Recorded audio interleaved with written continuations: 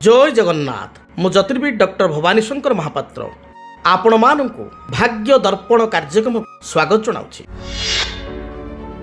अनेक व्यक्ति विशेष आम देखू गैस्ट्रिक रिलेटेड समस्या आपणकर एसिडिटी रिलेटेड समस्या बारंबार पीड़ित होता बहु कष्ट पाई एपरिक कोष्ठकाठिन्य बा कन्स्टिट्यूशन भली समस्या देखा दी थाए।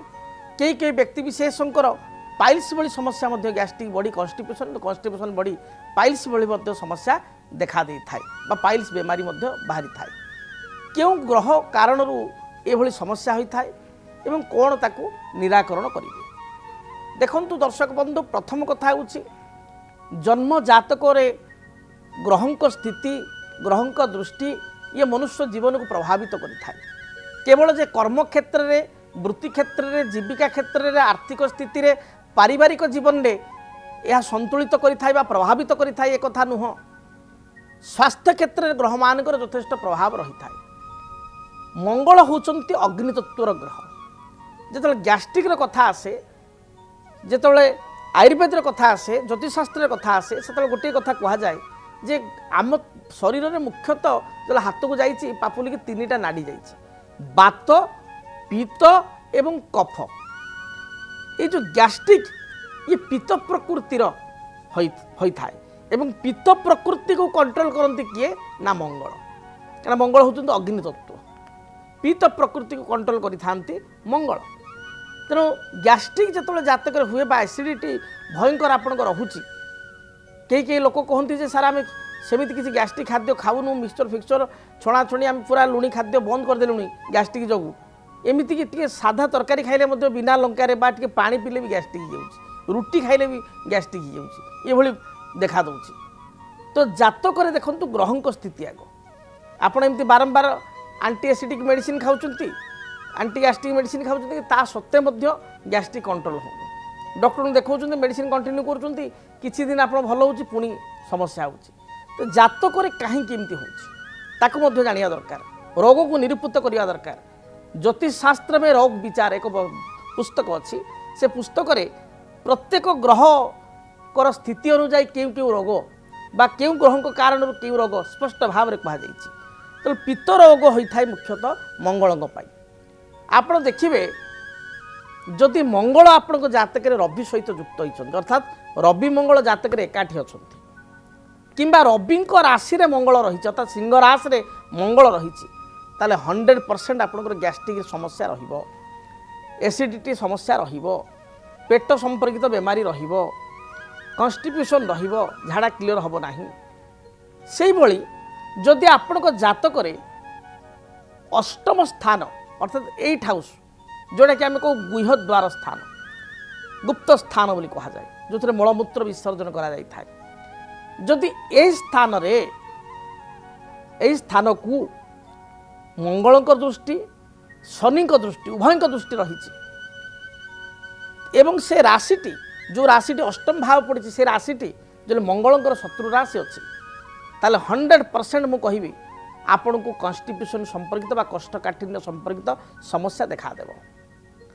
जदि राहु दृष्टि पड़ुछि बा तार अधिपति अष्टमाधिपति यदि राहु सहित युक्त होइछि मंगल दृष्टि बा शनि दृष्टि उभय शनि मंगल दृष्टि बा मंगल शनि मध्य क्या दृष्टि से अष्टम स्थान को पड़ुछि ताहले यह कन्स्टिट्यूशन परवर्ती समय पाइल्स आकार नब बा पाइल्स रूपरेख नब एवं पाइल्स हवा सहित एथिरे सर्जरी हबार बा पाइल्स ऑपरेशन हबार यह देखा देव।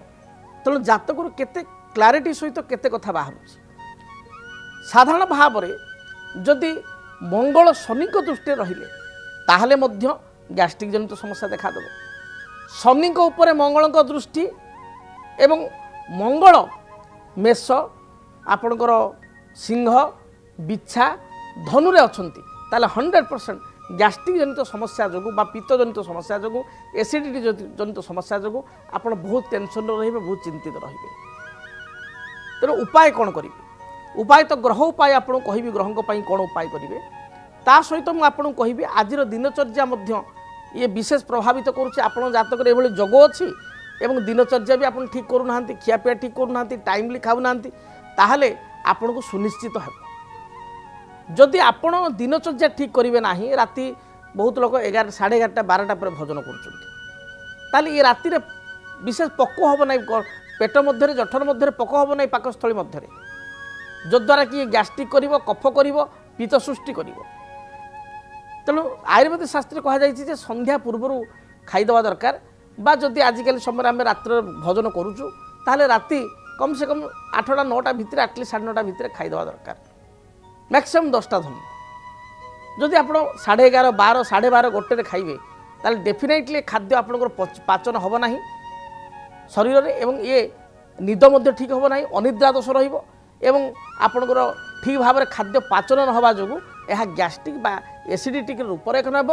ଧୀରେ ଧୀରେ ଏହା ଆଗକୁ ଅଲସର, ଗ୍ୟାଷ୍ଟ୍ରିକ୍ ବହୁତ ବଢ଼ିଗଲେ କ'ଣ ହୁଏ, ଅଲସର ହୁଏ।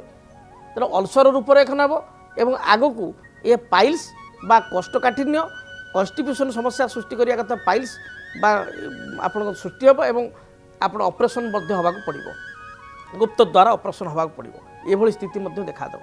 ତେଣୁ ଖାଦ୍ୟପେୟକୁ ଠିକ୍ ଭାବରେ ଆପଣ ଗ୍ରହଣ କରନ୍ତୁ, ଟାଇମଲି ଗ୍ରହଣ କରନ୍ତୁ, ଇନ୍ ଟାଇମ୍ରେ ଗ୍ରହଣ କରନ୍ତୁ, ଏହା ଆପଣଙ୍କ ପାଇଁ ଶୁଭପ୍ରଦ।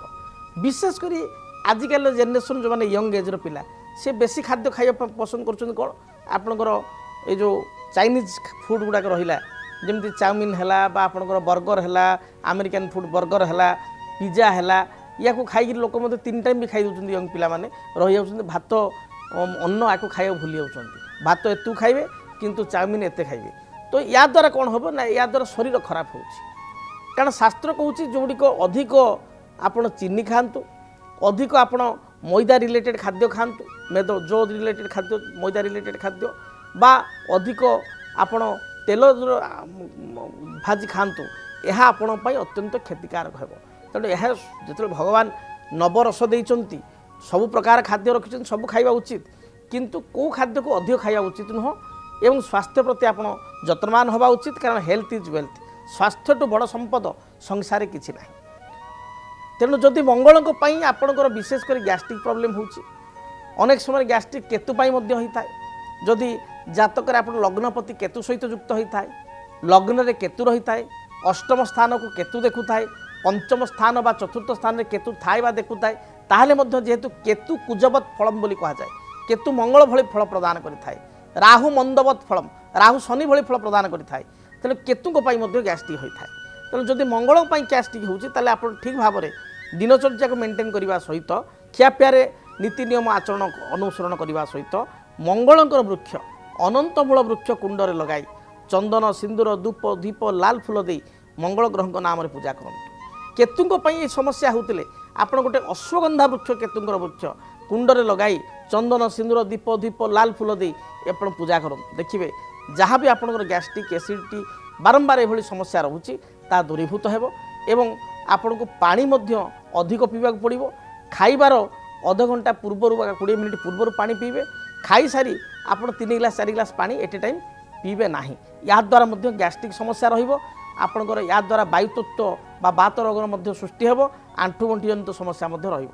ତେଣୁ ଠିକ୍ ସମୟରେ ପାଣି ପିଇବେ, ଅଧିକ ପାଣି ପିଇବେ, ଖାଇବା କିଛି ସମୟ ପୂର୍ବରୁ ପାଣି ପିଇବେ, ଖାଇବା ସମୟରେ ଅଳ୍ପ ଅଳ୍ପ ବୁନ୍ଦାଏ ବୁନ୍ଦାଏ ପାଣି ପିଇପାରିବେ, ଗୋଟେ ଗୋଟେ ଢକ, ଯଦି ଆପଣ କିଛି ତଣ୍ଟିରେ ଲାଗିଲା କି କ'ଣ କଲା ଶୋଷ ଲାଗିଲା, କିନ୍ତୁ ଏଟ୍ ଏ ଟାଇମ୍ ଖାଇବା ମଧ୍ୟରେ ବା ଖାଇସାରିବା ପରେ 3 ଗ୍ଲାସ୍ 4 ଗ୍ଲାସ୍ ପାଣି ଆଦୌ ପିଇବେ ନାହିଁ। ଭାଗ୍ୟଂ ଫଲ୍ୟତି ସର୍ବତ୍ର ନଚ ବିଦ୍ୟା ନଚ ପୌରୁଷ। କର୍ମ ଏବଂ ଭାଗ୍ୟ ପରସ୍ପରର ପରିପୂରକ, ମାତ୍ର ଅନେକ ସମୟରେ କର୍ମ କରି ସୁଦ୍ଧା ଯୋଗ୍ୟତା ଦକ୍ଷତା ଥାଇ ସୁଦ୍ଧା ବ୍ୟକ୍ତିବିଶେଷ କାହିଁକି ପାଇପାରନ୍ତିନି ଫଳ। ଇଂରାଜୀ ମାସ ଜୁଲାଇ ମାସଟି ଆପଣଙ୍କ ପାଇଁ କିପରି ରହିବ? ମେଷଠାରୁ ମୀନ ପର୍ଯ୍ୟନ୍ତ ଦ୍ୱାଦଶ ରାଶିର ଆପଣମାନଙ୍କ ପାଇଁ କର୍ମକ୍ଷେତ୍ର, ପାରିବାରିକ ଜୀବନ, ଆର୍ଥିକ ସ୍ଥିତି, ବ୍ୟବସାୟିକ ଜୀବନ, ଦାମ୍ପତ୍ୟ ଜୀବନ, ସନ୍ତାନ କ୍ଷେତ୍ର କେମିତି ରହିବ ଜାଣିବା ପାଇଁ ଚାହୁଁଛନ୍ତି କି? ତେବେ ଦେଖନ୍ତୁ ଜୁଲାଇ ମାସର ମାସିକ ରାଶିଫଳ ମେଷଠାରୁ ମୀନ ପର୍ଯ୍ୟନ୍ତ ଆପଣମାନଙ୍କର ଦ୍ୱାଦଶ ରାଶିର ରାଶିଫଳ କେବଳ DTV ଓଡ଼ିଆରେ। DTV ଓଡ଼ିଆକୁ ଦେଖିବା ପାଇଁ ବା ଆପଣଙ୍କ ରାଶିର ରାଶିଫଳ ସମ୍ପର୍କରେ ବିସ୍ତୃତ ଭାବେ ଜାଣିବା ପାଇଁ ଚ୍ୟାନେଲକୁ ସବସ୍କ୍ରାଇବ୍ କରନ୍ତୁ, ବେଲ୍ ବଟନକୁ ଦୟାକରି ଅନ୍ କରନ୍ତୁ ବା କ୍ଲିକ୍ କରନ୍ତୁ, ଯଦ୍ୱାରା କି ଜୁଲାଇ ମାସର प्रत्येक राशि मेष ठारू मीन पर्यंत आपण मान राशि नोटिफिकेशन आपन को मिल पार एवं जुलाई मासटी केमिति कटिबो से संपर्क में आपण मान जानि पारिबे। जदि आपणक जीवन रे व्यक्तिगत पारिवारिक समस्या कर्मक्षेत्र नियुक्ति वैवाहिक समस्या वास्तुदोष एवं माली मकदमा आदि समस्या थाए ताहेले समस्यार समाधान और परामर्श पाई आमको जोगाजोग करंतु। ज्योतिर्विद doctor Bhabani Shankar Mahapatra, Budheswari colony, plot number 26, Bhubaneswar. Phone number 9776833302 9439444924।